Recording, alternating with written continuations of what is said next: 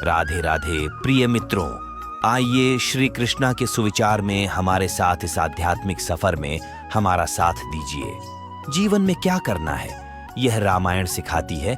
जीवन में क्या नहीं करना है, यह महाभारत सिखाती है।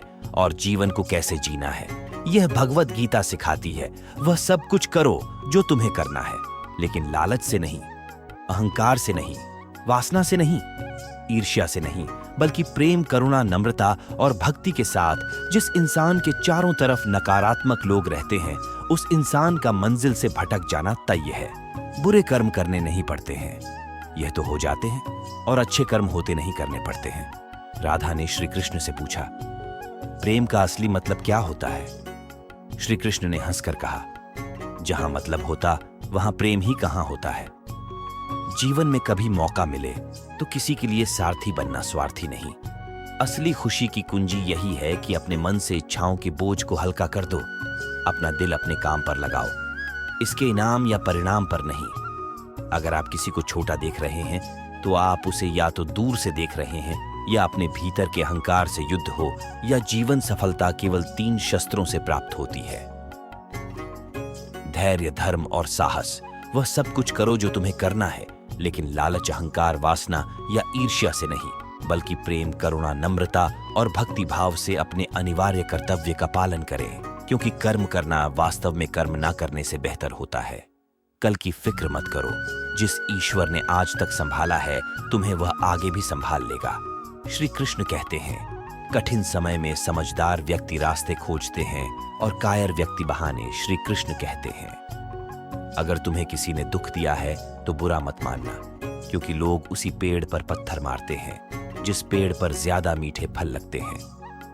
अहंकार तब उत्पन्न होता है जब हम भूल जाते हैं कि प्रशंसा हमारी नहीं, हमारे गुणों की जा रही है, जो मन को नियंत्रित करते हैं। मन उन्हें नियंत्रित करता है और उनके लिए वह शत्रु के समान कार्य करता है। एक समय की बात है, एक बार एक अध्यापक एक अमीर परिवार के शिष्य के साथ कहीं जा रहे थे, तो उनके उस शिष्य को कुछ मजाक करने का मन आया, क्योंकि उसको रास्ते में किसी गरीब मजदूर के फटे पुराने जूते दिखाई दिए। उसने अपने ने अध्यापक से कहा कि गुरुजी, क्यों ना अगर हम इन जूतों को छुपा दें तो कितना मजा आएगा। इसके परिणाम को देखकर देखते हैं कि मजदूर पर इसका क्या प्रभाव होता है। अब उसे तो मजाक सूझ रहा था, लेकिन गुरुजी ने कहा, नहीं, गरीब इंसान के साथ इस तरह का भद्दा मजाक करना उचित नहीं है। गुरुजी ने कहा, क्यों ना हम इन जूतों में कुछ सिक्के डाल दें और देखें कि इसका उस गरीब मजदूर पर क्या प्रभाव पड़ता है। और उन दोनों ने ऐसा ही किया। जैसे ही मजदूर अपना काम करके लौटा, उसने अपना एक पैर अपने एक जूते में डाला तो उसे कुछ कठोर सा महसूस हुआ। उसने अंदर हाथ डाला तो उसे कुछ सिक्के दिखाई दिए और उसे आश्चर्य हुआ और आसपास देखने लगा, लेकिन कोई भी उसे नहीं दिखाई दिया। फिर उसने दूसरा पैर अपने जूते में डाला और इसमें भी उसे कुछ सिक्के दिखाई दिए। अब दोनों जूतों के सिक्कों को उसने अपने हाथ में रखा और कहने लगा, हे ईश्वर, पता नहीं किस भले मनुष्य ने इन सिक्कों को मेरे जूतों में डालकर चला गया है, लेकिन जो भी है उसको मेरे दिल से दुआ है कि उसका सदैव भला हो।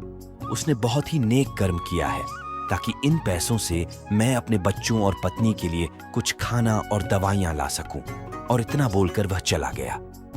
इस बात को शिष्य और गुरुजी दोनों ध्यान से सुन रहे थे।